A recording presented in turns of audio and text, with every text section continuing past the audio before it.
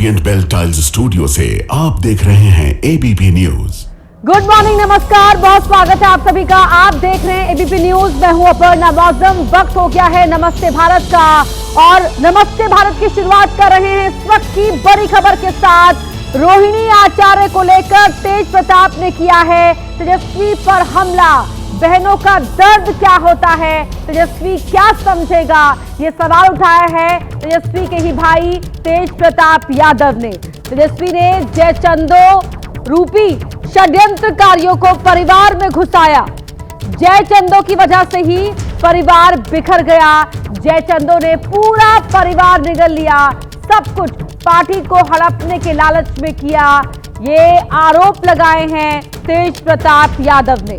चुप मत रहिए, आरजेडी के नेतृत्व से जवाब मांगिए। पूरा परिवार पीड़ा से गुजर रहा है। मेरे माता पिता असुरक्षित है। जनता मालिक से आग्रह है कि जयचंदो को पहचानिए। ये आरोप लगाए हैं तेज प्रताप यादव ने अपने भाई तेजस्वी पर और उनके करीबियों पर।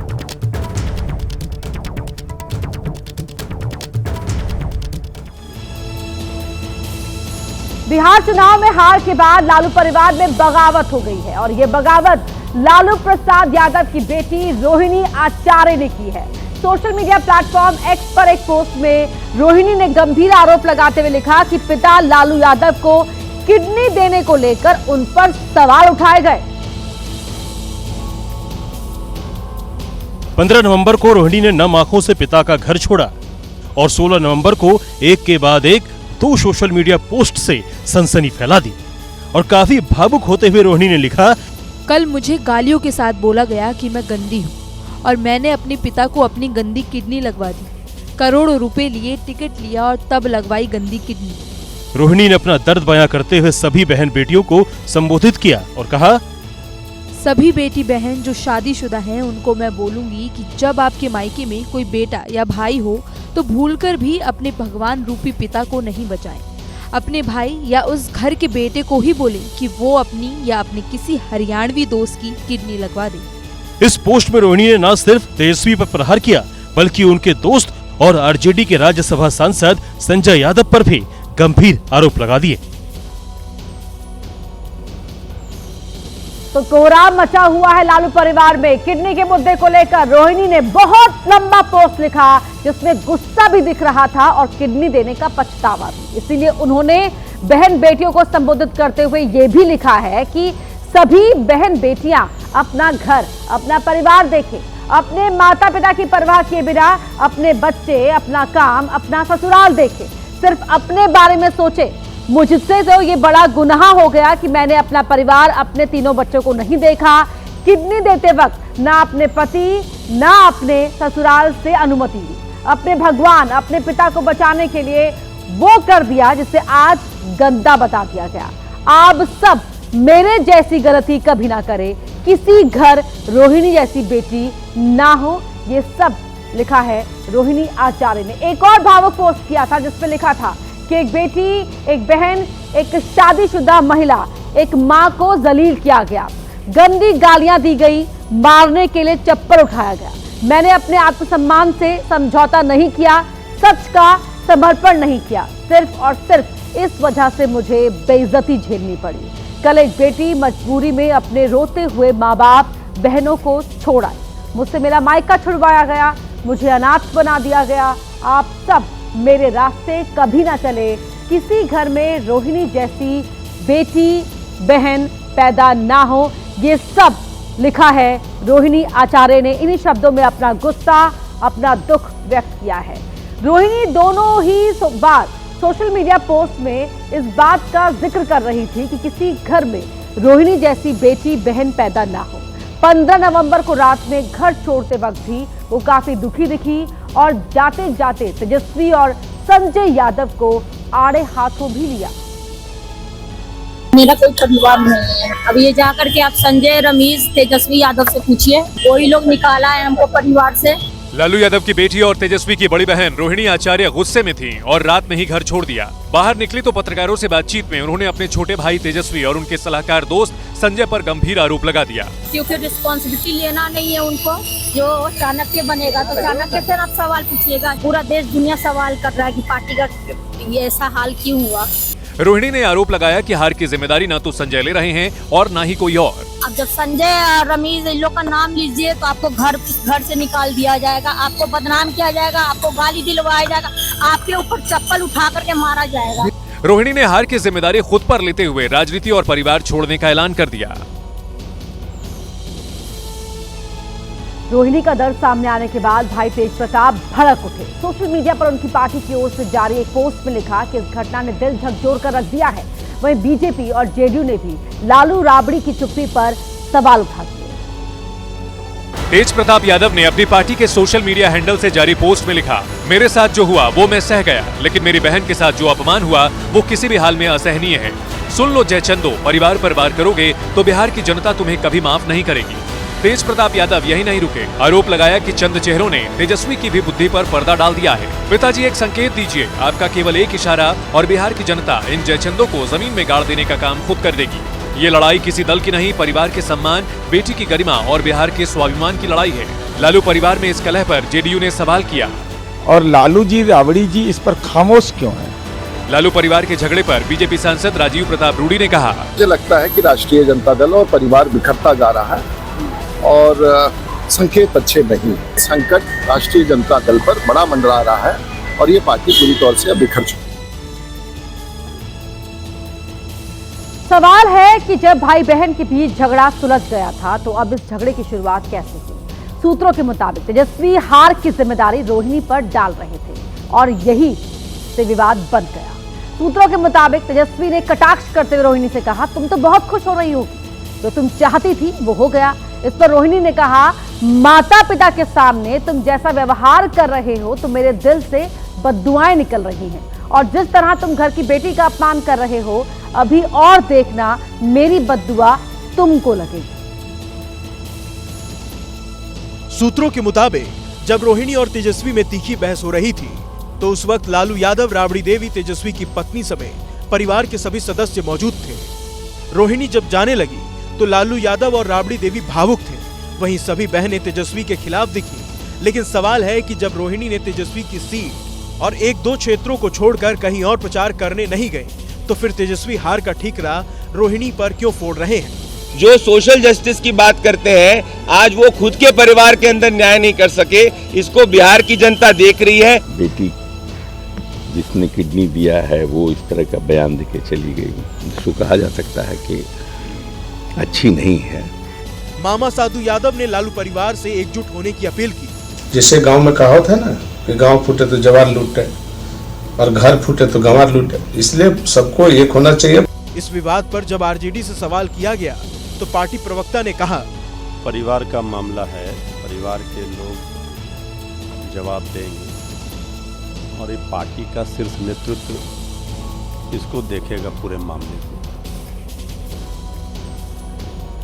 बिहार चुनाव में करारी शिकस्त मिलने के बाद लालू परिवार का झगड़ा अब खुलकर लोगों के सामने आ गया है। रोहिणी एक बार फिर मीडिया के सामने आई और फिर से तेजस्वी को निशाने पर लिया।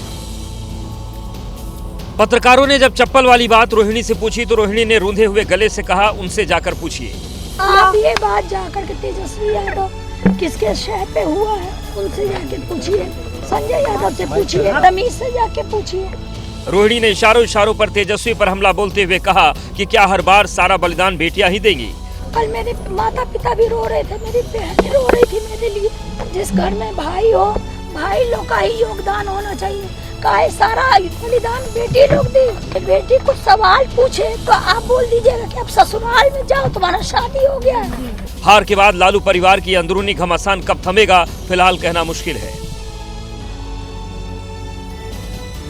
रोहिणी आचार्य के बयान के बाद बिहार का महिला आयोग भी सक्रिय हो गया है। अब इंतजार किया जा रहा है कि अगर रोहिणी कोई शिकायत दर्ज करवाती हैं तो कार्रवाई की जाएगी।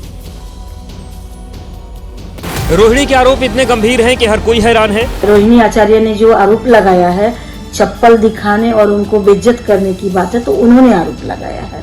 तो ये बहुत संगीन आरोप है और अपराध की श्रेणी में। उधर लालू परिवार लगातार बीजेपी नेताओं के निशाने पर भी है। पहले भाई को अब बहन को, ये मानसिकता कहीं उनका पारिवारिक मामला है, इस पर हम बहुत कुछ नहीं कहेंगे, तो राजनीति से समाप्त हो जाएंगे। परिवारवादी लोग हैं, राजनीति को अपना जागीर समझते हैं, इसलिए इनकी परेशानी स्वाभाविक है। लालू परिवार चाहता है कि मामला ज्यादा न बढ़े और इसी वजह से खामोश है, लेकिन पटना से दिल्ली तक इस घरेलू विवाद पर घमासान जारी है। ऐसा नहीं है कि ये सियासी विवाद सिर्फ लालू यादव के परिवार में हो रहा है। इससे पहले भी कई परिवारों में ऐसा ही सियासी विवाद देखा जा चुका है और यही वजह है कि कुछ नेता इस पर सोच समझकर टिप्पणी कर रहे हैं। परिवार के सियासी पचड़े में चिराग पासवान भी फंस चुके हैं। यही वजह है कि इस घटना को बहुत करीब से महसूस कर रहे हैं। मैं कतई इसके ऊपर कोई टिप्पणी नहीं करूंगा, क्योंकि वो मेरा भी परिवार है। राजनीतिक मतभेद एक तरफ, पर मैंने हमेशा आदरणीय लालू जी को, उनके परिवार को अपना परिवार ही मैंने माना है। चिराग पासवान ने प्रार्थना की है कि जल्द से जल्द लालू परिवार में सब कुछ ठीक हो जाए। इसी तरह कुछ और नेता भी हैं जो इस विवाद के जल्द खत्म होने की दुआ कर रहे हैं। देखिए, बड़ी तकलीफ की बात है कि एक ही परिवार के अंदर, और ऐसे वक्त में जब बिहार का भविष्य तय होने वाला है, जब किसी परिवार में फूट पड़ती है तो उसका दर्द परिवार के बड़े बुजुर्गों से ज्यादा शायद किसी को नहीं होता, और यही हाल इस वक्त लालू यादव का है। और इसी बीच बड़ी खबर का रुख करें। बिहार में शपथ ग्रहण को लेकर बड़ी खबर आपको बता दें, 20 नवंबर को शपथ ग्रहण संभव है। यह सूत्रों के हवाले से जानकारी मिल रही है। नीतीश कुमार ही सीएम पद की शपथ लेंगे, सूत्र बता रहे हैं। प्रधानमंत्री मोदी भी इस शपथ ग्रहण समारोह में शामिल हो सकते हैं।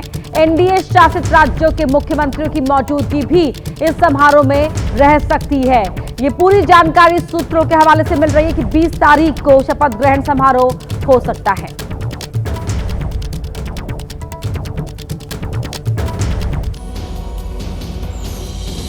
प्रचंड बहुमत मिलने के बाद अब बिहार में सरकार बनाने की कवायद तेज हो गई है। शपथ ग्रहण समारोह और को लेकर और कौन कौन मंत्री बनेंगे, इसे लेकर अटकलों का दौर भी तेज है।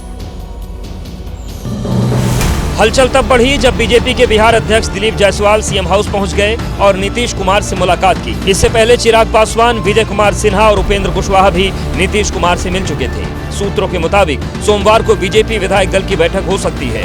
सोमवार को ही जेडीयू विधायक दल की बैठक भी संभव है, जिसके बाद कैबिनेट की बैठक होगी। इसमें वर्तमान विधानसभा को भंग करने और 18वीं विधानसभा के गठन की अनुशंसा की जाएगी। सोमवार देर रात या मंगलवार सुबह नीतीश अपना इस्तीफा राज्यपाल को सौंप देंगे और नई सरकार के गठन का दावा पेश करेंगे। 22 नवंबर से पहले ही होगा, उसमें कहीं इफ बट किंतु परंतु नहीं है। संभवतः 20 तारीख को ही मान के चले, 20 तारीख किस तारीख नहीं, यही है, यही आसपास होगा। इसी बीच 17 से 20 नवंबर तक के लिए पटना के गांधी मैदान को बंद रखने की बात कह दी गई है। इस दौरान आम लोगों के प्रवेश पर पूरी तरह से प्रतिबंध रहेगा। इसी मैदान में शपथ ग्रहण समारोह होना है और माना जा रहा है कि 19 या 20 नवंबर को शपथ ग्रहण समारोह हो सकता है, जिसमें पीएम मोदी के साथ साथ एनडीए शासित राज्यों के मुख्यमंत्री भी शामिल हो सकते हैं। नीतीश फिर बिहार के मुख्यमंत्री बनेंगे या नहीं, इस पर भले ही बीजेपी नेताओं ने चुप्पी साध रखी हो, लेकिन सहयोगी दलों ने साफ कर दिया है कि इस बार भी बिहार में नीतीश कुमार। एक इंटरव्यू के दौरान जब एबीपी न्यूज की पॉलिटिकल एडिटर मेघा प्रसाद ने चिराग पासवान से अगले मुख्यमंत्री के बारे में पूछा तो उन्होंने ये जवाब दिया। मुझे कोई कंफ्यूजन नहीं है, बट ये गठबंधन के फिर वही भीतर वाली बातचीत है। मुझे नहीं पता कोई और प्रस्ताव आएगा नहीं आएगा, बट मैं ये मान के चल रहा हूँ कि मुख्यमंत्री जी के नेतृत्व में हम लोगों ने चुनाव लड़ा है और एक बार फिर से मुख्यमंत्री नीतीश कुमार जी ही प्रदेश के मुख्यमंत्री बनेंगे। इधर राष्ट्रीय लोक मोर्चा ने भी साफ कर दिया है कि मुख्यमंत्री को लेकर कोई इफ बट नहीं है। हमने बार बार कहा है कि नीतीश कुमार जी सीएम थे, सीएम हैं और सीएम रहेंगे, फिर भी आप लोग सवाल उठा रहे हैं, मुझको बात समझ में नहीं आती। सूत्रों के मुताबिक नीतीश सोमवार को अपने पद से इस्तीफा दे सकते हैं, उसके बाद ही सरकार गठन की कवायद तेज की जाएगी। बिहार में सरकार गठन को लेकर हलचल तेज हो गई है। धर्मेंद्र प्रधान और विनोद तावड़े ने केंद्रीय गृह मंत्री अमित शाह से मुलाकात की, तो वहीं जेपी नड्डा, ललन सिंह और जेडीयू के कार्यकारी अध्यक्ष संजय झा भी गृह मंत्री से मिले। बिहार में प्रचंड जीत के बाद आरएलएम के नेता उपेंद्र कुशवाहा ने मुख्यमंत्री नीतीश कुमार से मुलाकात की। साथ में डिप्टी सीएम विजय सिन्हा भी थे। स्वाभाविक रूप से जब नया चुनाव हुआ है तो फिर से नई सरकार के गठन की औपचारिकता पूरी की जाएगी। इसके लिए आपको थोड़ा इंतजार करना पड़ेगा। 17वीं विधानसभा का कार्यकाल 22 नवंबर तक है। नई सरकार का गठन उसके पहले हो जाना है। इसलिए सूत्रों के माने तो बीजेपी केंद्रीय पर्यवेक्षकों की नियुक्ति किसी वक्त कर सकती है और सोमवार को बीजेपी विधायक दल की बैठक हो सकती है। सोमवार को ही जेडीयू की विधायक दल की बैठक भी हो सकती है। लेकिन इससे पहले वर्तमान विधानसभा भंग करने के बाद नीतीश कुमार राजभवन जा सकते हैं और राज्यपाल को अपना इस्तीफा सौंप सकते हैं। इसके बाद एनडीए विधायक दल की बैठक होगी और एनडीए विधायक दल का नेता चुना जाएगा। तय सीमा पे हो जाएगा, पूरी प्रक्रिया पूरी होगी, विधायक दल की बैठक होगी, उसके बाद फिर एनडीए की बैठक होगी, उसमें नेता चुना जाएगा। पटना में नीतीश कुमार से मुलाकात करने के बाद एनडीए के नेता एक एक कर दिल्ली रवाना हो गए। दिल्ली पहुंचने पर सभी ने सबसे पहले धर्मेंद्र प्रधान से मुलाकात की, जो बिहार चुनाव के प्रभारी थे। धर्मेंद्र प्रधान से सबसे पहले मिलने वालों में उपेंद्र कुशवाहा रहे। ये मुलाकात धर्मेंद्र प्रधान के आवास पर हुई। इस दौरान विनोद तावड़े भी मौजूद थे। इसके बाद जीतन राम मांझी भी धर्मेंद्र प्रधान के आवास पर पहुंचे। इन दोनों ही नेताओं के बाद चिराग पासवान ने भी धर्मेंद्र प्रधान से मुलाकात की। नई सरकार के गठन से पहले एनडीए के नेताओं की धर्मेंद्र प्रधान से मुलाकात काफी अहम मानी जा रही है।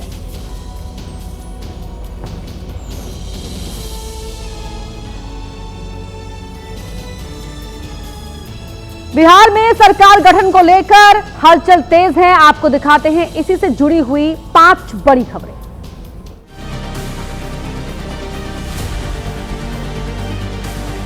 बिहार में एनडीए सरकार के गठन को लेकर बैठकें जारी। दिल्ली में पीएम मोदी की अमित शाह नड्डा के साथ हुई बैठक। लंबी चली बैठक में सरकार गठन को लेकर हुई चर्चा।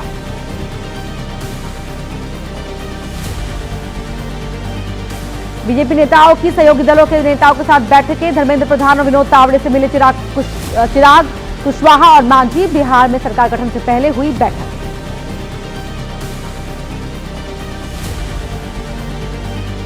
पटना में आज नीतीश कैबिनेट की होगी बैठक। मीटिंग के बाद नीतीश राजभवन जाकर देंगे इस्तीफा। सूत्रों के मुताबिक इस्तीफे के बाद होगी जेडीयू विधायक दल की बैठक।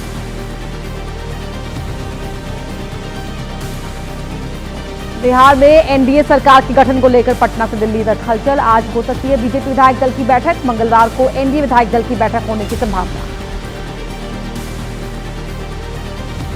पटना के गांधी मैदान में शपथ ग्रहण की तैयारी। 20 नवंबर तक गांधी मैदान को किया गया बंद। 19 या 20 को हो सकता है शपथ ग्रहण। पीएम मोदी और एनडीए शासित राज्यों के मुख्यमंत्री हो सकते हैं शामिल।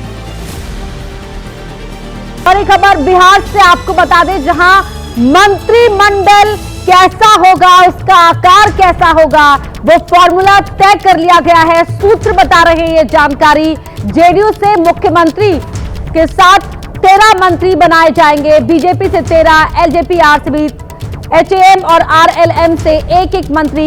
ये सूत्र बता रहे हैं। तो बिहार में कैबिनेट कैसी होगी, कितने मंत्री किसके कोटे में जाएंगे, ये फॉर्मूला तय कर लिया गया है। बीजेपी से 13 मंत्री, जेडीयू से सीएम समेत 13 मंत्री, एलजेपी-आर से 3 मंत्री, एचएएम और आरएलएम से एक मंत्री। और शशांक हमारे सहयोगी हमारे साथ फोन लाइन पर जुड़ रहे हैं। शशांक, फॉर्मूला ढूंढ लिया गया है, क्या कह रहे हैं आपके सोर्सेज? बिल्कुल, देखिए 20 तारीख को गांधी मैदान में जो है वो शपथ ग्रहण समारोह होना है, जिसमें पीएम मोदी एवं एनडीए शासित राज्यों के मुख्यमंत्री भी आ सकते हैं। जो जानकारी मिल रही है उस हिसाब से जदयू से 13, बीजेपी से 13, एलजेपी-आर से 3, हम से 1, आरएलएम से 1, 31 मंत्री शपथ ले सकते हैं, जिसमें मुख्यमंत्री नीतीश कुमार होंगे। देखिए बिहार में सीएम सहित 36 मंत्री बन सकते हैं। बिहार मंत्रिमंडल में अधिकतम 36 मंत्री हो सकते हैं, लेकिन नई सरकार में 5 मंत्री पद जो है वो खाली रखा जा सकता है। आने वाले समय में जो है इसको बढ़ा जा सकता है। और एक जो बड़ी बात निकलकर सामने आ रही है कि बीजेपी से ही 2 डिप्टी सीएम जो है वो हो सकता है और स्पीकर भी बीजेपी कोटे से हो सकता है। 6 विधायकों पर 1 मंत्री पद का जो फॉर्मूला है वो रह सकता है जी। और 2 उप मुख्यमंत्री बीजेपी कोटे से ही हो सकते हैं। किस तरह से समीकरणों का ध्यान रखा जाएगा? इतनी बड़ी जीत के बाद जाहिर तौर पर हर किसी को कुछ ना कुछ देने की यहाँ पर कोशिश तो रहेगी ही। समीकरणों का ख्याल किस तरह से रखा जाएगा? देखिए सबसे पहले तो जातीय समीकरण का ख्याल रखा जाएगा। बिहार की सियासत जो है वो जाति के ही इर्द गिर्द घूमती है। और दूसरी बात, नए चेहरे भी रहेंगे और पुराने लोगों को जो है वो मौका मिलेगा। और जहाँ तक जदयू की बात है तो उनके जो पुराने जितने मंत्री थे उसमें से ज्यादातर जो है वो रिपीट किया जा सकता है।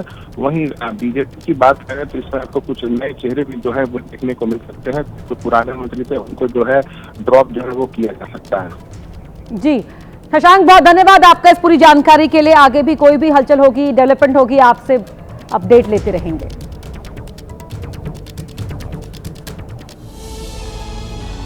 और अब बिहार के बाद अगली बड़ी खबर बांग्लादेश से मिल रही है, जहां पर शेख हसीना पर फैसला आने से पहले बांग्लादेश सुलग उठा है, वहां हिंसा भड़क गई है। बांग्लादेश में गाड़ियों, घरों को फूंक दिया गया है। प्रदर्शनकारियों ने रेल ट्रैक को भी आग के हवाले कर दिया है, सड़कों पर जाम लगा दिया है। मशाल लेकर बांग्लादेश की सड़कों पर ये प्रदर्शनकारी उतरे हुए हैं और पूर्व पीएम शेख हसीना पर फैसला आने से पहले ये देखिए किस तरह की हिंसा वहां पर देखने को मिल रही है, वो आप इन तस्वीरों में देख सकते हैं। एक बार फिर जो बांग्लादेश है वो हिंसा की आग में झुलस उठा है। रेलवे ट्रैक को आग लगा दी गई है, सड़कों पर मशाल लेकर प्रदर्शनकारी उतरे हुए हैं और साथ ही गाड़ियों को, घरों को फूंक दिया गया है। ये तस्वीरें आप देख रहे हैं, बांग्लादेश में जमकर हिंसा देखने को मिल रही है। हाथों में मशाल लेकर यहां पर मार्च निकाल रहे हैं लोग, सड़कों पर गाड़ियों को फूंक दे रहे हैं, आग के हवाले कई घर कर दिए गए हैं, रेल ट्रैक को भी आग लगा दी गई है।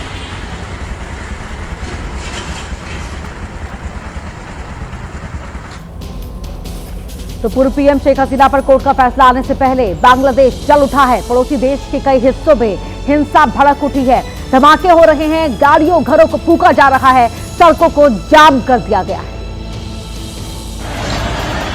सड़कों पर कई जगह वाहनों को फूंक दिया गया। प्रदर्शनकारियों ने सड़कें जाम कर दी और कुछ जगहों पर रेल पटरियों पर भी आग लगा दी गई। इसके साथ ही बांग्लादेश के कई हिस्सों में धमाके हुए हैं।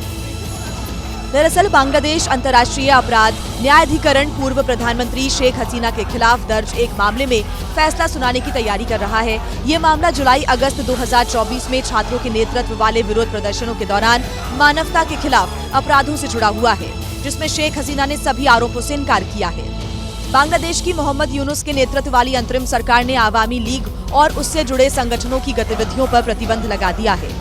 पूर्व प्रधानमंत्री शेख हसीना के बेटे और सलाहकार सजीब वाजेद ने चेतावनी दी है कि अगर उनकी पार्टी अवामी लीग पर लगा बैन नहीं हटाया गया तो समर्थक फरवरी में होने वाले राष्ट्रीय चुनावों को रोक देंगे और विरोध प्रदर्शन हिंसक रूप भी ले सकता है।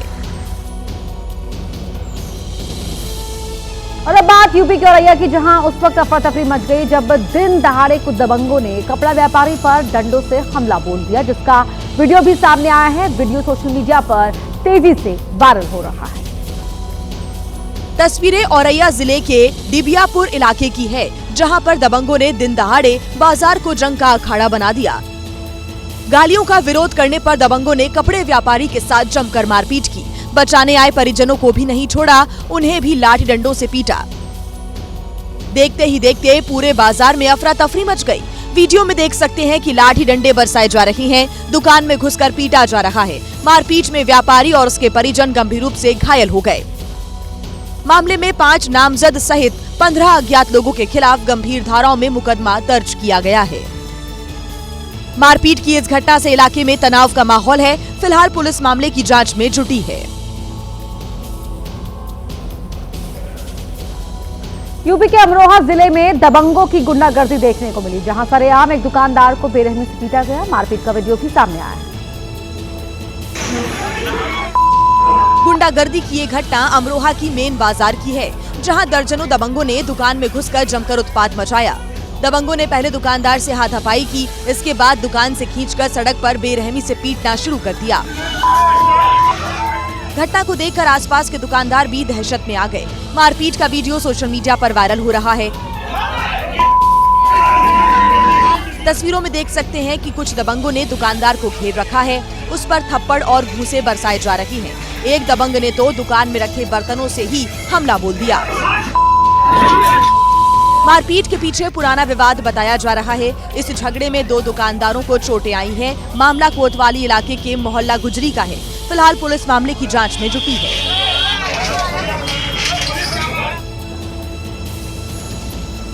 वहीं बेंगलुरु में नकली घी की सप्लाई का चौंका देने वाला मामला सामने आया, जहां पर KMF का डीलर ही मिलावटखोर निकला।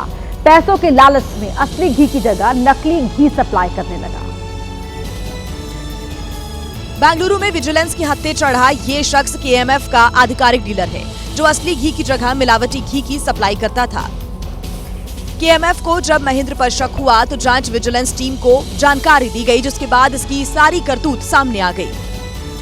महेंद्र और उसके साथी KMF के घी में पाम ऑयल और अन्य फैटी ऑयल मिलाकर नकली घी तैयार करते थे और फिर उसे नंदिनी पार्लरों में सप्लाई करते थे। बताया जा रहा है कि ये लोग 1 लीटर असली घी को मिलावट कर 5 लीटर नकली घी बना देते थे। कंपनी को तब शक हुआ जब इसने ऑर्डर देने कम कर दिए। खुलासा हुआ कि बेटी की शादी के लिए पैसे इकट्ठा करने के चक्कर में महेंद्र ने गलत रास्ता अपनाया और नकली घी माफिया से हाथ मिला लिया। वहीं कांगो के लुआलाबा में कोबाल्ट के खान में बड़ा हादसा हो गया। खदान ढहने से 80 लोगों की दर्दनाक मौत हो गई। हादसे की खौफनाक तस्वीर भी सामने आई, जिसमें देखते ही देखते खदान का एक हिस्सा ढह गया। कुछ ही देर में वहां पर चीख पुकार मच गई। लोग इधर उधर भागने लगे। मलबे की चपेट में आने से 80 लोगों की जान चली गई, जबकि कई लोग गंभीर रूप से घायल हो गए। बताया जा रहा है कि हादसा उस वक्त हुआ जब लोग खनन का काम कर रहे थे। अचानक भूस्खलन के बाद अफरा तफरी मच गई। लोग भागते इससे पहले ही मलबे में दब गए। हादसे की खौफनाक तस्वीरें भी सामने आई हैं। वीडियो में देख सकते हैं कि खदान में सैकड़ों की संख्या में लोग मौजूद हैं। तभी खदान में बड़ा भूस्खलन होता है। बड़ी संख्या में खनन में लगे खनिक उसकी चपेट में आ गए। आनन फानन में राहत और बचाव का काम शुरू किया गया। तस्वीरों में देख सकते हैं कि राहत बचाव कर्मी मलबे में फंसे लोगों को निकालने का काम कर रहे हैं। भारी बारिश और भूस्खलन के खतरे को देखते हुए खदान में प्रवेश पर रोक लगाई गई थी। इसके बावजूद अवैध खनन करने वाले जबरन खदान में घुस गए। आपको बता दें कि कांगो दुनिया में कोबाल्ट का सबसे बड़ा उत्पादक है।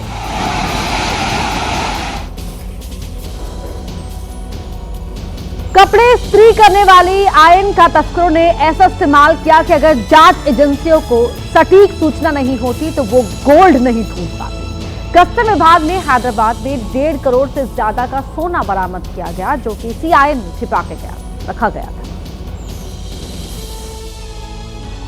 खुफिया सूचना पर जब हैदराबाद अंतर्राष्ट्रीय हवाई अड्डे पर शाहजहां से आए यात्री की तलाशी ली गई तो उसके पास कुछ भी संदिग्ध नहीं मिला था, लेकिन कस्टम अधिकारियों के पास सोना तस्करी कर लाए जाने की सटीक सूचना थी। गहराई से जांच करने के दौरान जब कपड़े इस्त्री करने वाले इलेक्ट्रिक आयरन प्रेस का हैंडल निकाला गया तो भी कुछ अटपटा नहीं दिखा, लेकिन जब अंदर की प्लेट हटाई गई तो तारों के नीचे उन्हें 3 गुटके दिखाई दिए, जो कि ब्लैक टेप से बंधे हुए थे। अब बारी इस टेप में लपेटे गए सामान की जांच की थी। जैसे जैसे टेप हटने लगा वैसे सोने की बारें बाहर आने लगी। इनकी संख्या 1-2 नहीं बल्कि पूरे 11 थी, जिसका वजन करीब 1 किलो 196 ग्राम निकला और कीमत करीब 1 करोड़ 55 लाख आंकी गई। तस्करी के जरिए लाए गए सोने को इस तरीके से टेप में लपेटा गया था। अगर प्रेस को चलाकर चेक किया जाए तो कुछ भी संदिग्ध न लगे। कस्टम अधिकारियों ने जब यात्री से पूछताछ शुरू की तो उसके आंध्र प्रदेश के हैंडलर का नाम भी सामने आया, जिसे तुरंत ही प्रोडाटूर से गिरफ्तार कर लिया गया। बेगूसराय में जमीन विवाद को लेकर 2 पक्षों में जमकर पथराव हुआ। आरोप है कि कोर्ट के आदेश की अवहेलना करते हुए 1350 बीघा जमीन पर कब्जे की कोशिश की जा रही थी। लोगों ने जब विरोध किया तो स्थिति बिगड़ गई। 2 गांव के लोगों के बीच पथराव शुरू हो गया। हवा में लहराते डंडे, जमीन पर गिरते बड़े बड़े पत्थर से बचने के लिए लोग भागने लगे। जानकारी मिलते ही शांति बनाए रखने के लिए मौके पर भारी पुलिस बल पहुंचा, लेकिन पुलिसकर्मी भी पथराव होता देख मौके से भाग निकले। आरोप है कि शामो इलाके में कोर्ट के आदेश की अवहेलना करते हुए एक विशेष समुदाय के लोग 1350 बीघा जमीन पर कब्जे की कोशिश कर रहे थे। स्थानीय लोगों ने इसका विरोध किया तो हालात इतने खराब हो गए कि दोनों पक्षों में ईंट पत्थर चलने लगे। पत्थरबाजी में 5 से 6 किसान और 2 पुलिसकर्मी चोटिल हुए हैं। बाद में स्थानीय थाना की पुलिस और जनप्रतिनिधियों के सहयोग से हालात पर काबू पाया गया। अमृतसर में एक दुकानदार की गोली मारकर हत्या कर दी गई। बदमाशों ने कुछ दिन पहले उनके घर पर फायरिंग की थी और 50 लाख की फिरौती मांगी थी। आशंका है कि फिरौती नहीं देने पर दुकानदार की हत्या कर दी गई। बाबा बकाला के धुलका गांव में मंजीत सिंह किराने की दुकान चलाते थे। उनका बेटा इटली से वापस लौटा था। 26 अक्टूबर की रात उनके घर पर फायरिंग हुई थी और 50 लाख की डिमांड की गई थी। परिवार के मुताबिक उस वक्त पुलिस को सूचना दी गई थी और पुलिस ने आकर जांच भी की थी। उसके बाद से फिरौती को लेकर कोई फोन नहीं आया था। कल कुछ अज्ञात लोग उनकी दुकान पर पहुंचे और फायरिंग शुरू कर दी। जी मनजीत सिंह सी, उम्र ਇਹਨਾਂ ਦੀ 65 ਸਾਲ ਸੀ। ਇਹਨਾਂ ਦੀ ਕਰਿਆਨੇ ਦੀ ਦੁਕਾਨ ਤੇ ਪਿੰਡ ਵਿੱਚ ਹੀ ਕਰਿਆਨੇ ਦੀ ਦੁਕਾਨ ਹੈ। ਅੱਜ ਕਰਿਆਨੇ ਦੀ ਦੁਕਾਨ ਤੇ ਬੈਠੇ ਕਰੀਬ 2:15 ਕੋਈ ਅਣਪਛਾਤੇ ਲੜਕੇ ਆਏ ਤੇ ਇਹਨਾਂ ਨੂੰ ਗੋਲੀ ਮਾਰ ਕੇ ਇੱਕੋ ਗੋਲੀ ਮਾਰੀ ਤੇ ਇਹਨਾਂ ਦਾ ਡੈਥ ਹੋ ਗਈ ਜੀ। आशंका है कि फिरौती नहीं देने की वजह से हत्या की गई है। पुलिस का कहना है कि इलाके की सीसीटीवी फुटेज की जांच की जा रही है। जल्द ही आरोपियों को पकड़ लिया जाएगा। लखनऊ के इटौंजा ओवरब्रिज के पास उस वक्त हड़कंप मच गया जब कबाड़ की दुकान में भीषण आग लग गई। जानकारी लगते ही पुलिस और दमकल की टीम मौके पर पहुंची।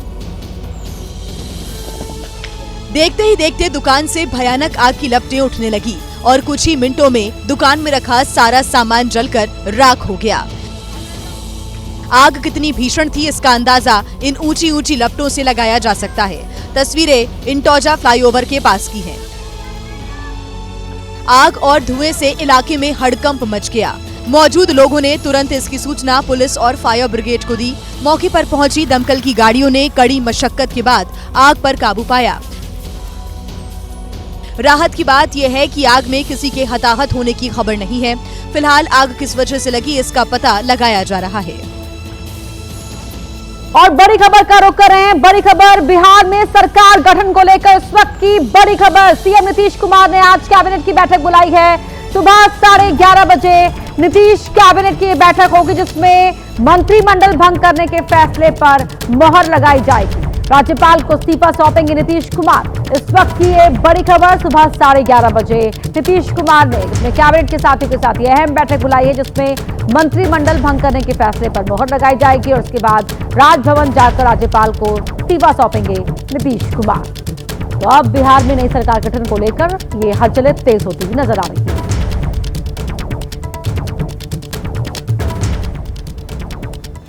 वहीं पुणे के पिंपरी चिंचवड़ में उस वक्त हड़कंप मच गया जब बीच सड़क पर एक बस आग का गोला बन गई। गनीमत रही कि समय रहते आग पर काबू पा लिया गया।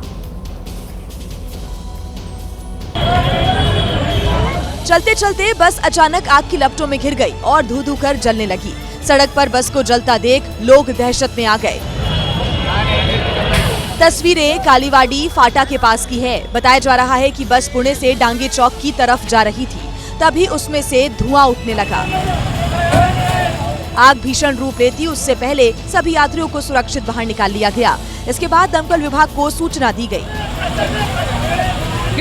दमकल कर्मियों ने कड़ी मशक्कत के बाद आग पर काबू पा लिया। इस दौरान कुछ देर के लिए ट्रैफिक को रोकना पड़ा। आग किस वजह से लगी इसकी जांच की जा रही है। फिलहाल इस अग्निकांड में किसी के हताहत होने की खबर नहीं है। अब आपको सेना के शौर्य की तस्वीर दिखाते हैं। वीडियो जवानों के युद्धाभ्यास का है जिसे भारतीय सेना की पश्चिमी कमान ने शेयर किया।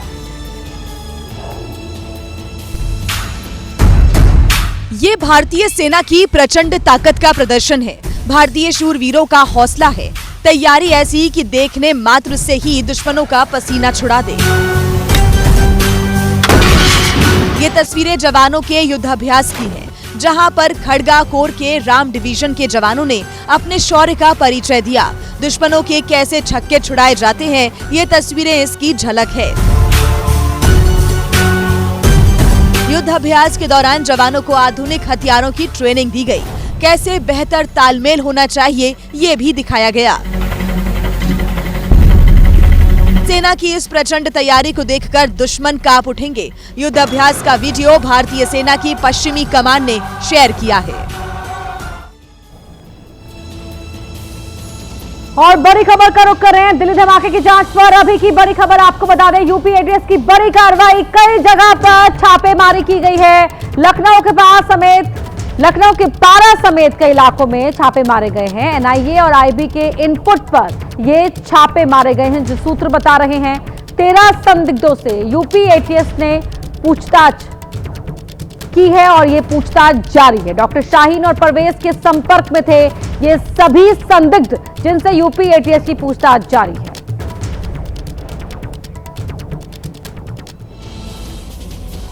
हैदराबाद में उस वक्त अफरा-तफरी मच गई जब एक इलेक्ट्रिक कार में अचानक ही आग लग गई। इसके बाद इलाके में दहशत फैल गई। लेकिन लोगों के हाथ पांव तब फूल गए जब ये आग लगातार फैलने लगी। बीच सड़क पर कार में आग लगने से हड़कंप मच गया।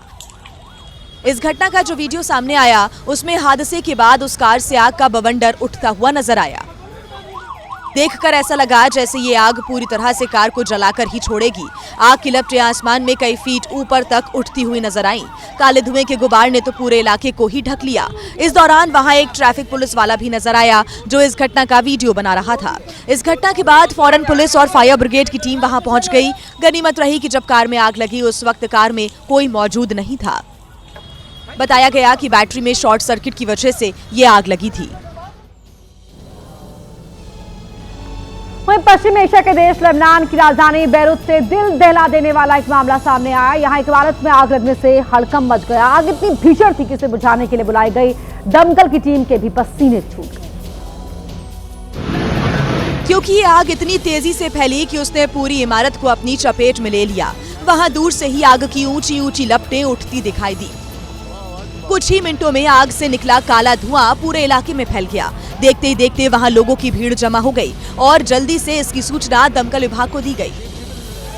इसके बाद दमकल विभाग के कर्मचारी पानी के पाइप के सहारे आग बुझाने की कोशिश करने लगे, लेकिन आग इतनी तेजी से फैली कि उसने पूरी इमारत को अपनी चपेट में ले लिया। वहां दूर से ही आग की ऊंची ऊंची लपटें उठती हुई नजर आईं। बताया गया कि मौके पर पहुंची दमकल की टीम ने इस आग पर काबू पाने की कोशिश की, जिसके लिए दमकल कर्मी लगातार पानी की बौछार करते रहे। लेकिन इस दौरान आग इतना खतरनाक रूप ले चुकी थी कि लगातार बढ़ती ही जा रही थी। उसे देखकर ऐसा लगा मानो सब कुछ राख करके ही छोड़ेगी, और हुआ भी कुछ ऐसा ही। आग ने पूरी इमारत को जलाकर खाक कर दिया। बताया गया कि इस हादसे में उस इमारत के मालिक को लाखों का नुकसान हुआ है। तमिलनाडु के नीलगिरी जिले से सावधान करने वाली तस्वीरें सामने आई हैं। यहां पहाड़ी इलाके में एक अनियंत्रित कार रेलिंग तोड़ते हुए जमीन पर आकर गिर गई।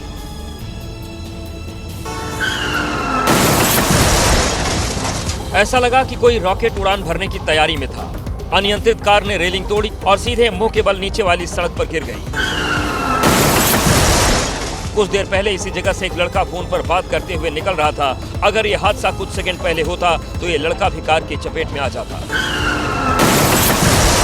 यह हादसा ऊटी में हुआ, जहां सड़क के निचले और ऊपरी हिस्से पर पेट्रोल पंप है। बताया जा रहा है कि वैगन आर चला रहा शख्स पेट्रोल डलवाने के लिए यहां आ रहा था, लेकिन कार से नियंत्रण खोने के चलते रेलिंग तोड़ते हुए नीचे गिर गया। गनीमत रही कि कार के एयरबैग खुल गए, जिसके चलते कार सवार युवक की जान बच गई। हैदराबाद से सड़क हादसे का डरावना वीडियो सामने आया है। यहां एक अनियंत्रित कार ने बच्चे को कुचल दिया, जिससे उसकी जान चली गई। ड्राइवर अनियंत्रित हुआ और नीले रंग की ये कार पहले सीढ़ियों पर चढ़ी और फिर बच्चे को चपेट में ले लिया। एक बच्चा कार के नीचे दब गया, जबकि दूसरा बच्चा इस हादसे में बाल बाल बचा। वीडियो को शुरुआत से देखिए। गली में दो बच्चे दौड़ते हुए जा रहे थे और दूसरी तरफ से नीले रंग की अनियंत्रित कार आ रही थी। बच्चे कुछ समझ पाते उससे पहले कार सीढ़ियों पर चढ़ते हुए उनके ऊपर आ गई। जिस आमिर अली नाम के बच्चे की इस हादसे में जान गई, उसकी उम्र 8 साल थी।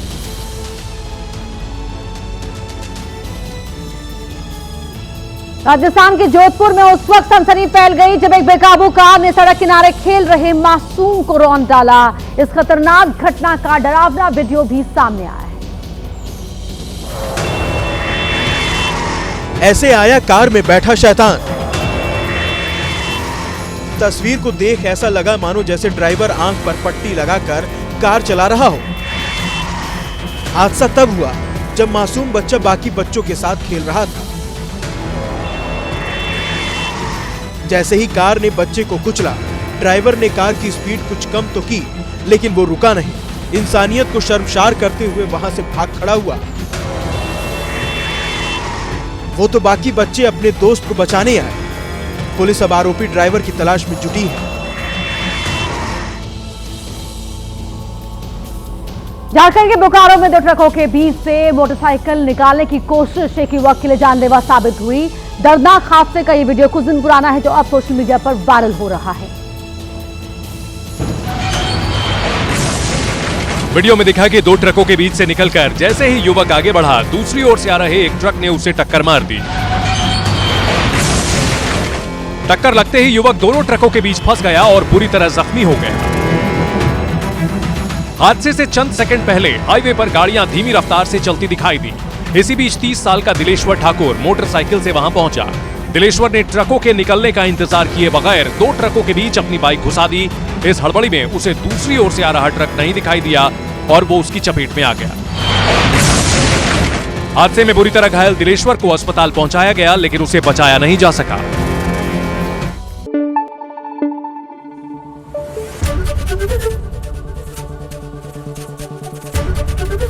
एबीपी न्यूज आपको रखे आगे।